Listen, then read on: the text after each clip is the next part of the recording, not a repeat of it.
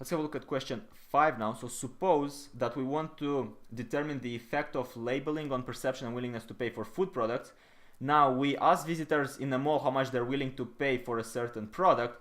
Okay, now what they're willing to pay for a product follows a normal distribution with a standard deviation of $2. To obtain a 95% confidence interval with a maximum width of $0.5, a sample of 62 observations is required. True or false? Let's see. So what's the idea of the confidence interval? Remember, this is going to be a range of values. And how do we construct it? Well, the confidence interval at the 95% level for the population mean is going to be x bar, which is the sample mean, plus minus a margin of error. That's going to be our margin of error. Let's write what that is.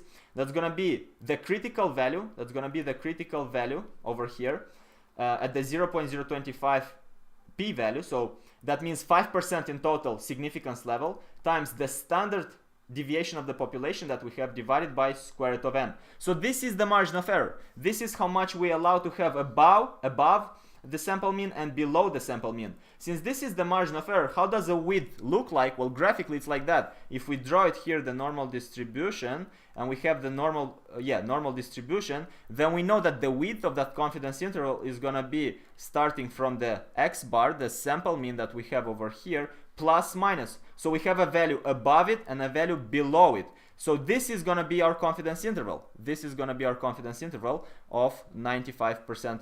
So meaning there is a probability of 95% that the population mean is going to be inside it. That's the probability that we are looking for. So the width, how wide literally the confidence interval is this one. This is the width from here until there, until the limits, until the extremities. What is the width? That's one margin of error and another margin of error, meaning that the width is equal to 2 times the margin of error. Now let's just substitute all the values that we have to see what the math works out. The width is given to us as 0.5. That's what we want. Okay, 0.5 equals to 2 times. So we do 2 times. Let me change colors.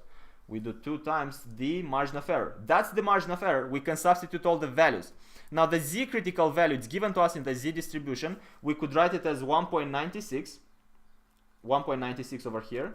That stays for the z critical value, times sigma. Well, sigma is also given to us as 2, divided by square root of n. And that's something we're looking for. We want to know how many observations do we need to get to such a result. So square root of n stays as it is. Now we solve the math. If we solve the math, what do we have? We will have 1.96 times 2. That's equal to what? That's equal to 3 point. That's going to be equal to a 3 point. Let me see if I'm doing everything right. So 0.5, yes. 3.92. Hold on a second. Yeah, let's go on. I was having a small math error, but I spotted it fast. So we go on here. We have 0.5, that's our width that we're looking for, and we solve the math. 2 times 1.96 times 2, that's equal to 7.84. So that's going to be 7.84 divided by square root of n. Now let's do a cross. Hold on, let me write the n normally. Yes. Let's do the cross multiplication to see what we get. So we go over here below. We would have 0.5 times square root of n. We multiply that. So that's 0.5 times square root of n equals to 7.84. We write it over here. 7.84. Let's divide both sides by 0.5 to see what we get. We have square root of n. Square root of n is equal to 15.68. 15.68. Now to find out the n, we're gonna take both sides to the power of 2 to get rid of this square root. So we do that. Now what's gonna be n? Well, n is gonna be equal to 15.68 to the power of 2. That's equal to 245.86. And since we're dealing with observations, these are people, we cannot have pieces of people, so we're going to round up to 246. What does the answer tell us? These are the number of observations that are required. They tell us that we need 62 visitors. So the answer to this question is false, and we're done.